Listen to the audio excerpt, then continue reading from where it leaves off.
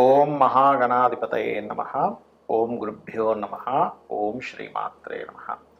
పరమేశ్వర స్వరూపమైనటువంటి జ్యోతిష, వాస్తు మరియు ఇతర అనేకమైనటువంటి శాస్త్రములను మనకు అందించినటువంటి మహర్షులకి నమస్కారం.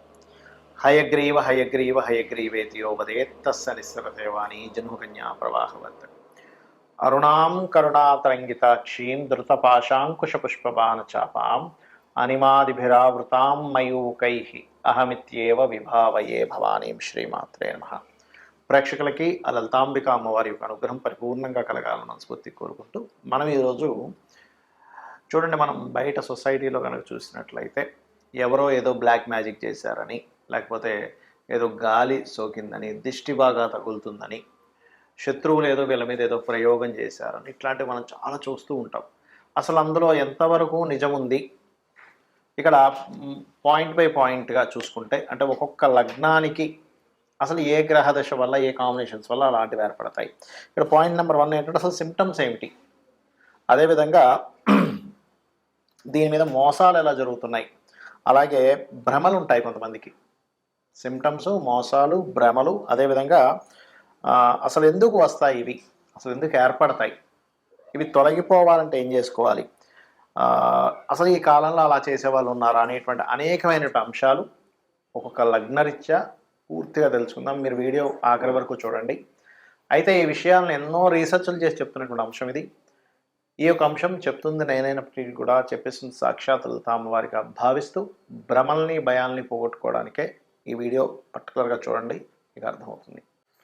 వృషభ లగ్నము, వృషభ రాశి.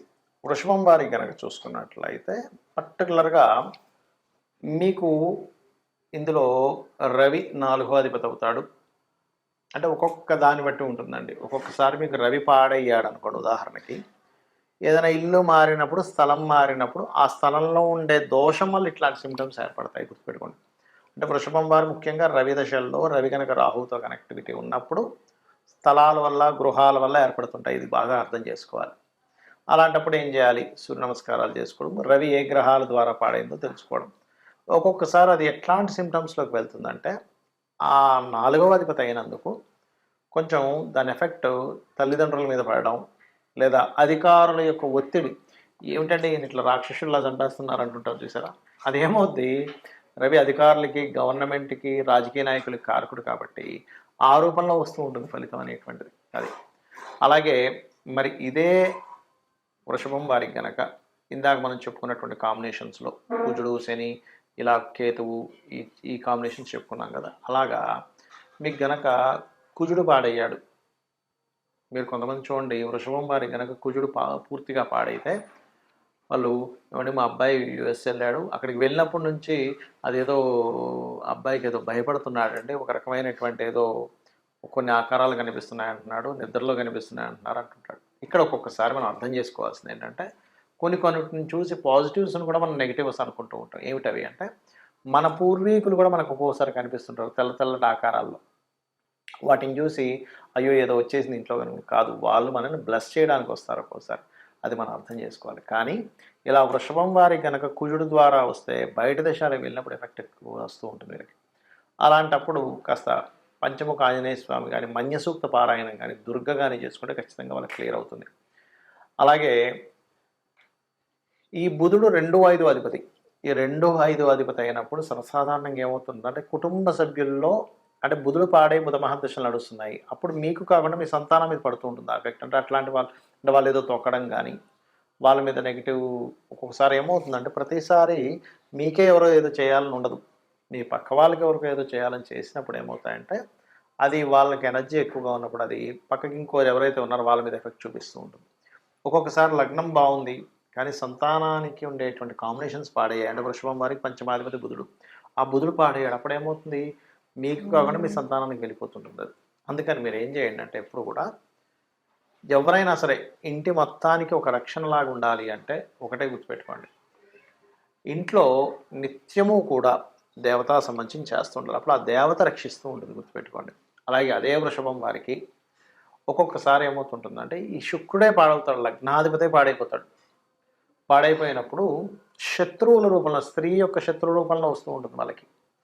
అంటే ఎప్పుడూ కూడా ఒక గ్రహం పాడైనప్పుడు ఒక కొన్ని కాంబినేషన్స్ అస్సలు డ్రాస్టిక్గా పాడైపోయినప్పుడు అది కనబడనటువంటి దీంట్లో ఒక ఎత్తు అయితే ఒక ఆత్మ రూపంలోనో ఇంకో రూపంలో వచ్చేటువంటిది ఎత్తు అయితే మనుష్యుల రూపంలో శత్రు రూపంలో కూడా వస్తుంటుంది, గుర్తుపెట్టుకోండి. అలాగే ఇదే వృషభానికి గనక శని గనక పాడైతే వీళ్ళకి ఏమవుతుందంటే అప్పటి వరకు స్పిరిచువల్గా ఉన్నటువంటి వారు ఒక్కసారిగా ఏమవుతుంది, నాకు ఏ టెంపుల్కి వెళ్ళను, ఏ దేవతా ఆలయాలకు వెళ్ళనంటుంటారు. మనం కొంతమందిని చూసి ఆశ్చర్యపోతుంటాం.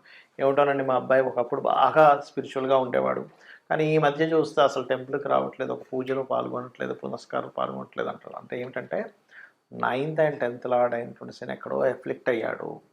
అది ఒక రూపంలో వాళ్ళని ఆపేస్తూ ఉంటుంది, టెంపుల్కి వెళ్ళనివ్వకుండా.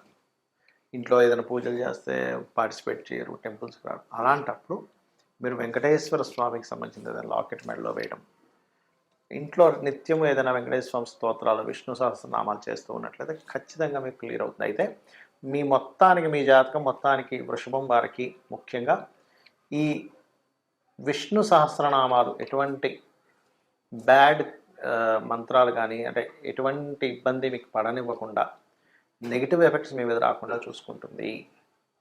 మనము పాయింట్ బై పాయింట్గా చూసుకుంటే అసలు సిమ్టమ్స్ ఏమిటి, ఈ గాలి దూరి తగిలిన వల్ల సిమ్టమ్స్ ఎలా ఉంటాయంటే నిద్రలో చులిక్కిపడి లేస్తుంటారు, గుర్తుపెట్టుకోండి. మన పైన ఏదో ఉంది అనేటువంటి ఫీలింగ్ కలుగుతుంటుంది. అది సమ్ టైమ్స్ నేను ఇందాక చెప్పినటువంటివి ఏవైతే ఇప్పుడు శని కానీ, కేతువు కానీ, పాడైన బుధుడు కానీ, పాడైనటువంటి రవి కానీ, రాహు కానీ, ఇట్లా ఈ కుజుడు, నీచంలో ఉన్న కుజుడు కానీ ఈ దశలు వచ్చినప్పుడు సహజంగా ఏమవుతుంటుందంటే విశ్వంలో భగవంతుడు క్రియేట్ చేసిన సృష్టిలో పాపగ్రహ సంబంధాలు పాడై మహాదశలు, అంతర్దశలు, ప్రత్యంతర్దశలు నడిచినప్పుడు ఇక్కడ ఉన్నటువంటి కొన్ని పిశాచాల బాధలు పడుతూ ఉంటాడు మనిషి. శుభగ్రహ సంబంధాలు వచ్చినప్పుడు కొన్ని దేవతా గణాల యొక్క మంచి ఫలితాలు పొందుతుంటాడు. ఇది మెయిన్ కారణం అక్కడ ఎందుకు అలా అవుతుంది అంటే. రైట్. అయితే సిమ్టమ్స్ మాత్రం చెడు కళలు రావడం, చెడు కళలకి గజేంద్ర మోక్షం చదువుకుంటే క్లియర్ అయిపోతుంది. కాకపోతే ఉలిక్కి పడ్డం, వెనక నుంచి ఎవరో ఇలా వెళ్ళిపోయినట్టు అనిపించడం, ఏదో పని చేసుకుంటే వెనక నుంచి ఏదో ఒక నల్లటి ఆకారం వెళ్ళిపోయిందండి అంటూ ఉంటారు. ఇవి కొంతమందికి భ్రమలు కూడా ఉంటాయి. అంటే ఏమిటి, ఏమీ లేకపోయినా భ్రమ పడుతుంటారు. భ్రమ ఎవరు పడతారు, ఎందుకంటే మనం ఒక క్లారిటీకి రావాలి, నేను నిజంగా భ్రమ పడుతున్నానా అవుతుందా ఇది తెలుసుకోవాలి ముఖ్యంగా. ఎందుకంటే ఈ మీరు భ్రమపడుతున్న దాన్ని కొంతమంది సొసైటీలో మోసం చేస్తుంటారు కూడా. మీకు ఏదో వచ్చేసిందండి, మీరు ఇన్ని లక్షలు తీసుకురండి, ఇన్ని వేలు తీసుకురండి, ఫస్ట్ అక్కడ డబ్బులు పెట్టండి అని మిమ్మల్ని ఇబ్బంది పెట్టే వాళ్ళు ఉంటారు సొసైటీలో. ఇది బాగా గుర్తుపెట్టుకోండి. మరి ఏమండి, నాకు భ్రమ అవ్వచ్చు లేదా నిజంగా అవ్వచ్చు, ఏమిటి దీనికి పరిహారము అంటే కూడా చెప్తాను నేను మీకు. అలాగే మరొకటి ఏంటంటే ఇక్కడ భ్రమకి నిజంగా జరుగుతుందా అనడానికి ఏమిటి తేడా అంటే చెప్తాను చూడండి. మీది భ్రమ అనుకోండి, ఎక్కడో పంచమాధిపతి మహాదశలు నడుస్తుంటాయి, మీ లగ్నం నుంచి 5వ అధిపతి మహాదశల్లో ఇది కనెక్ట్ అవుతూ ఉంటుంది, లేదా చంద్రుడి ద్వారా కనెక్ట్ అయిందంటే అది భ్రమే, ఇంకా అందులో డౌట్ లేదు.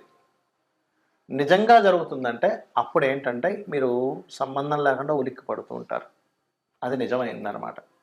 అయితే అందులో ఇక్కడ మరి ఈ రోజుల్లో నిజంగా ఇలాంటివి ఏమైనా ఇప్పుడు మనం వింటూ ఉంటాం, పాతకాలంలో వినేవాళ్ళం, బాణామతి, చిల్లంగి, లేకపోతే రకరకాలు ఉంటాయి, రకరకాల చెడుపులు చేసేవాళ్ళు ఉంటారు. మరి ఈ కాలంలో ఉన్నారంటే చాలా తక్కువ అలాంటివి చేసేవాళ్ళు ఇప్పుడు. ఎందుకంటే ఇప్పుడు అంత ఓపిక కానీ అంత నిష్టగా ఉండేవాళ్ళు కానీ లేరు. ఎక్కడో ఓ లక్షలో కోట్లో ఒక వ్యక్తి దొరుకుతారు జెన్యూన్గా ఉండేవాళ్ళు. మిగతా అంతా కూడా మార్కెట్లో ఉన్నదంతా కూడా ఫేక్ పీపుల్ ఎక్కువగా ఉన్నారు, ఇది మీరు గుర్తుపెట్టుకోండి. ఇది చాలామంది నాకు శత్రువు ఉన్నాడు, వాడి మీద ఏదో ప్రయోగం చేయడానికి ఎవరినో కలిశాను, ఇన్ని లక్షలు తీసుకున్నారు, ఏదో చేసేసాను అన్నాడు, ఇంకేవో చెప్తూ ఉంటారు. అది మీరు నమ్మకండి దయచేసి.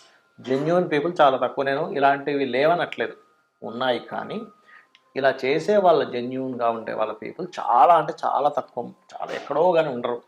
వాళ్ళు దానికి ఎన్నో నియమనిష్టలు పాటించాలి, లేకపోతే వాళ్ళకి ప్రమాదం అనమాట అది. రైట్.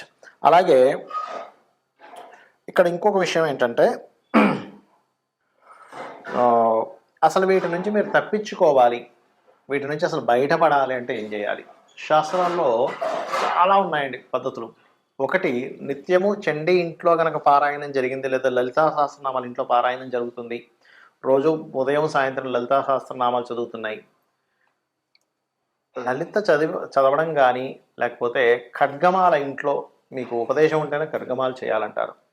జరుగుతుంది అంటే ఆవరణ దేవతలు ఒక్కొక్క దేవత గురించి వస్తూ ఉంటుంది, ఆ దేవతలు మొత్తం రక్షణ కలిగించి మీకు నెగిటివ్ ఎనర్జీ పోయేలా చేస్తుంది, గుర్తుపెట్టుకోండి. ఒకటి. రెండవది హనుమాన్ చాలీసా వచ్చండి నాకు, పొద్దున, సాయంత్రం ఇంట్లో చేసుకుంటాను. లేదా రామ భజన ఏదైనా చేస్తాను ఇంట్లో. ఖచ్చితంగా అటువంటి నెగెటివ్ ఎనర్జీస్ తరిమి తరిమి కొడతాడు ఆంజనేయ స్వామి. రెండవది.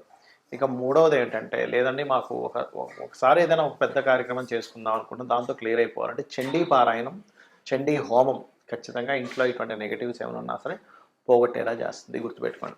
ఇలాంటివి చేసుకోండి కానీ అనవసరంగా ఏదో నమ్మి, ఏదో భ్రమంలో బ్రతుకుతూ, ఏదో అయిపోయిందని అనుకుంటూ, దీనివల్ల ఏమవుతుందంటే ఏమీ జరగనటువంటి మీరు ఏదో నాకు ఏదో ఎవరో ఏదో చేశారనో, ఏదో గాలి సోకిందనో, ఇలాంటి భ్రమంలో ఉన్నప్పుడు ఏమవుద్దంటే లైఫు అన్నిటిని పక్కన పెట్టేస్తాడు మనిషి. అంటే చేస్తున్నటువంటి ఉద్యోగము, వ్యాపారము ఇవన్నీ వదిలేసి వాటి చుట్టూ తిరుగుతుంటాడు. కాబట్టి దయచేసి ఇటువంటి వాటికి మీరు ఈ రకంగా మీరు బయటపడవచ్చు. శుభ్రంగా ప్రతి క్షణము ఇవన్నీ చేయలేనండి, ఆంజనేయ స్వామిని తలుచుకుంటా సరిపోతుంది. లేదు శ్రీమాత్రే నమః అనుకున్నా కూడా సరిపోతుంది. అయితే ఇక్కడ ఎప్పుడూ కూడా ఇంట్లో కనుక మీకు కొంతమందికి ఏంటంటే మనుషులకు ఉండదు కానీ ఇంట్లో నెగిటివ్ ఎనర్జీ వస్తూ ఉంటుంది. ఎలాంటి ఇల్లు ఒక్కోసారి మనం కొన్ని రోజుల పాటు ఎవ్వరూ ఉండకుండా ఇంట్లోకి ఏ ఊరు వెళ్ళిపోవడమో, లేకపోతే ఇల్లు ఖాళీ చేసి వెళ్ళిపోయి మళ్ళీ ఎప్పుడో 2-3 నెలల తర్వాత మళ్ళీ ఇంటికి వచ్చినప్పుడు ఏమవుతుందంటే నెగిటివ్ ఎనర్జీ ఫామ్ అవుతుంది.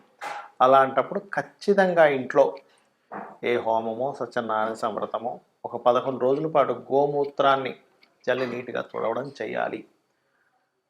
అలా చేస్తే ఏమవుతుందంటే కల్లుప్పుతోని కడిగడం చేస్తే అప్పుడు నెగిటివ్ ఎనర్జీ పోతుందండి. లేకపోతే ఏమవుతుందంటే అవి ఎవ్వరూ తిరగనటువంటి ప్రదేశము.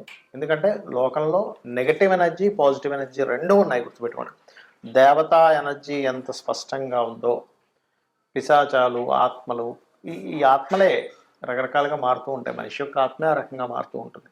అవి కూడా ఉన్నాయి. కాకపోతే ఇక్కడ దేవతని గనక మీరు పట్టుకోగలిగితే 100% ఎటువంటి ఇబ్బంది ఉండదు. కాకపోతే నిష్టగా రెగ్యులర్గా చేస్తున్నారు. మరి కొంతమందికి ఈ పాపగ్రహ సంబంధాలు ఎక్కువగా ఉన్నప్పుడు అది ఒక్కోసారి రోగం మీద, ఒక్కొక్కసారి ఇట్లాంటి వాటి మీద ప్రభావం చూపిస్తుంటుంది. ఆ సమయంలో అమ్మవారిని బలంగా మీరు నిత్యము చేయండి. అన్ని విధాలా మీకు బాగుంటుంది. శ్రీమాత్రే నమః.